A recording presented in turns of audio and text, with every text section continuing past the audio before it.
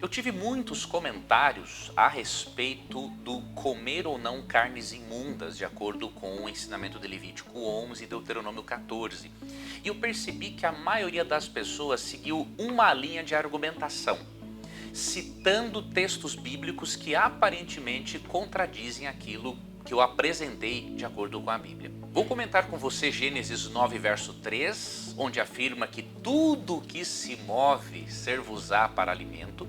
Vou comentar também com você Mateus capítulo 15, onde Jesus diz que não é o que entra pela boca o que contamina o homem, mas o que sai da boca isso contamina.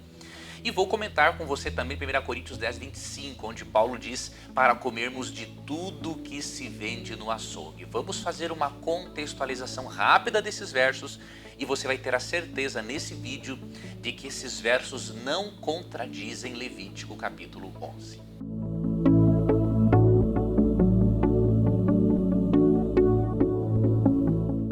Um teólogo protestante escreveu, vou dizer aqui com as minhas palavras, mas você vai ver a citação na íntegra aqui na descrição do vídeo. Ele escreveu que não tem como acreditarmos, estou dizendo com as minhas palavras, que o apóstolo Paulo estivesse contradizendo o Antigo Testamento. E esse teólogo está coberto de razão, porque a Bíblia de Paulo era o Antigo Testamento. Paulo conhecia Levítico 11, conhecia Deuteronômio 14. Paulo mesmo disse em 2 Timóteo 3,16 que toda a escritura é inspirada por Deus, ou seja, as leis alimentares de Levítico 11, Paulo nunca atribuiu isso a uma invenção humana ou a um aspecto cerimonial que se encontrasse na lei de Moisés, não, aquilo foi inspirado por Deus, ok? Vamos analisar contextualmente alguns textos de Paulo acerca da alimentação e também a declaração de Jesus em Mateus capítulo 15. Veja como uma leitura contextual, ela resolve o problema. Eu vou dizer uma coisa para você, muitas pessoas interpretam a Bíblia equivocadamente, nem é muitas vezes por desonestidade intelectual. Tem muitos filhos de Deus extremamente sinceros que amam a Jesus, mas que não interpretam a Bíblia devidamente por causa de um problema muito grande aqui no nosso país, que é o analfabetismo funcional. Há pouco tempo eu estava lendo um livro e nesse livro o autor afirmou que mais ou menos 80% dos universitários no Brasil são analfabetos funcionais, ou seja, leem, mas não entendem aquilo que leem. Okay? Então muitas pessoas acabam indo com o seu analfabetismo funcional para o texto bíblico e obviamente acabam fazendo uma leitura do texto bíblico que nada, tirando conclusões na verdade, com a leitura do texto, conclusões que não tem nada a ver. Quer ver um exemplo? Gênesis 9:3 foi um dos textos apresentados a mim em que a Bíblia supostamente estaria aprovando o ingerir, o comer qualquer tipo de alimento, não é? Vou ler aqui para você, Gênesis capítulo 9, verso 3, aqui diz assim, ó, tudo o que se move e vive, ser-vos-á para alimento. Como vos dei a erva verde, tudo vos dou agora. Então as pessoas pensam, bom, aqui não está dizendo que tudo que se move e vive será agora para alimentação humana, a partir do dilúvio? Mas, meu irmão, nós não podemos interpretar isso. Nós temos que interpretar isso de acordo com o contexto e avaliando as implicações das nossas afirmações. Por exemplo, vamos avaliar as implicações das nossas afirmações. Se tudo que se move é o que muitos irmãos pensam, então a Bíblia está liberando-nos para sermos canibais, porque o ser humano também se move. Outra coisa, a Bíblia está autorizando então a você comer cobra, lagarto, cachorro, lesma, minhoca. Se tudo que se move tem que ser interpretado da forma como muitos irmãos pensam, então vamos virar até mesmo canibais. Outro detalhe, aqui diz aqui também no texto o seguinte, como vos dei a erva verde, tudo vos dou agora. Será que Deus está dizendo que nós podemos comer tudo aquilo que é verde? E as plantas venenosas? Então você tem que fazer uma análise das suas conclusões, com base na Bíblia e na razão. Né? Vamos interpretar o tudo que se move de acordo com o contexto bíblico. Se você for para Gênesis capítulo 7, verso 2, você vai compreender o que Deus quis dizer ali com o tudo que se move. Vamos para Gênesis 7, verso 2. Ó. De todo animal limpo, levarás contigo 7 pares, o macho e sua fêmea. Mas dos animais imundos, um par, o macho e sua fêmea. Veja, o tudo que se move e ser-vos-á para alimento é tudo que se move e que é limpo. Porque Deus fez uma distinção bem antes de Levítico. Deus fez a distinção entre puro e impuro. Então é óbvio que o tudo que se move, ser-vos-á para alimento, é tudo que se move e que é limpo, que se enquadra na distinção que Deus fez em Gênesis 7, verso 2. Além disso, se tudo que se move se referisse também a animais imundos, nós teríamos aqui um problema seríssimo. Quantos pares de animais puros Deus mandou levar para a arca? 7 pares. E quantos pares de animais imundos? Um par. Se Noé tivesse entendido Gênesis 9:4 como uma orientação para comer tudo o que se move, e ele tivesse comido um porco, os porcos já não existiriam, porque foi levado um par de animais imundos para a arca. E você sabe que para poder procriar tem que haver o macho e a fêmea. Digamos que Noé fizesse um churrasquinho de porco e comesse um deles.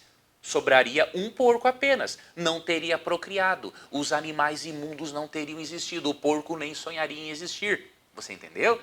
Então o tudo que se move tem que ser interpretado à luz de Gênesis 7, verso 2. Tudo que se move é limpo. Então é contra a Bíblia, é desconsiderar a razão crer que tudo que se move ali se refira ao comer carnes imundas. Não é isso que o contexto ensina, tá bom? Um outro texto que também foi indevidamente usado foi esse de Paulo aqui em 1 Coríntios 10, 25. Né? Esse aqui também é um texto muito usado para dizer o seguinte, olha, Paulo está dizendo para comer de tudo, sem perguntar nada por motivo de consciência. Bom, vamos ler o texto e vamos avaliar o seu contexto. 1 Coríntios 10, 25. Comei de tudo que se vende no mercado. Em algumas traduções está açougue, não é? Sem nada perguntardes por motivo de consciência. Será que esse texto está dizendo que nós podemos comer de tudo que se vende no mercado ou no açougue? Veja, querido, é muito perigoso interpretarmos o texto bíblico isoladamente. O verso 25 de 1 Coríntios 2 faz parte de um parágrafo, faz parte de um capítulo, faz parte de um livro bíblico e faz parte da Bíblia. Por que eu estou dizendo isso? Muitas vezes você entende um verso analisando o parágrafo, muitas vezes o parágrafo não é suficiente, você tem que analisar o capítulo, muitas vezes o capítulo também não é suficiente, você tem que analisar o livro, e muitas vezes o livro ainda não esclarece tudo, você tem que analisar outros livros bíblicos inspirados que tratam do mesmo assunto. Okay?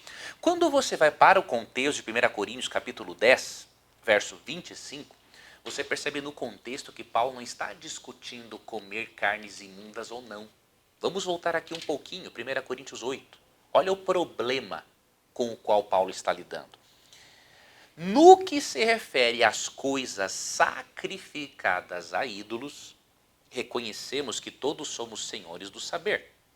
E aí, verso 4. No tocante à comida sacrificada a ídolos, sabemos que o ídolo de si mesmo nada é no mundo, e que não há senão um só Deus. E aí, você segue, por exemplo, verso 7. Ó. Entretanto, não há esse conhecimento em todos, porque alguns, por efeito de familiaridade, até agora com o ídolo, ainda comem dessas coisas, como a eles sacrificadas. E a consciência desses, por ser fraca, vem a contaminar-se. Não é a comida que nos recomendará a Deus, pois nada perderemos se não comermos e nada ganharemos se comermos. Ou seja, ele está num contexto aqui de comer ou não carne sacrificada a ídolos. Alguns tinham tanto medo de comer uma carne que tivesse sido dedicada a um deus pagão, que eles estavam evitando comer isso. E aí Paulo está dizendo no capítulo 10, 25 o seguinte, olha, coma de tudo ali o que tem no açougue, sem perguntar nada por motivo de consciência. Não pergunte, isso foi sacrificado a um ídolo ou não, isso não importa. Agora, se a sua consciência é fraca, até como ele fala lá em Romanos 14, então evite. Então, o problema discutido não é aqui se o cristão pode comer carne imunda ou não. Não é esse o contexto.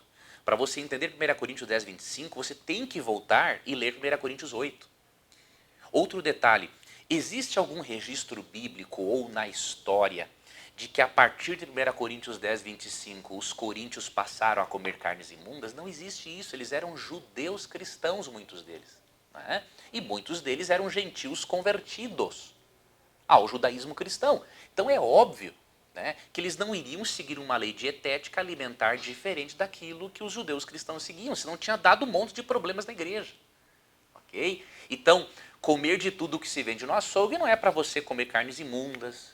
Né? Se você vai, por exemplo, num açougue de um país onde é lícito, né, comer, por exemplo, carne de cachorro, você não vai comer isso porque lá está vendendo lá no açougue. Você tem que avaliar se aquilo é ou não um alimento considerado limpo de acordo com as escrituras. Tá bom? Então, 1 Coríntios 10, 25 é um outro texto descontextualizado.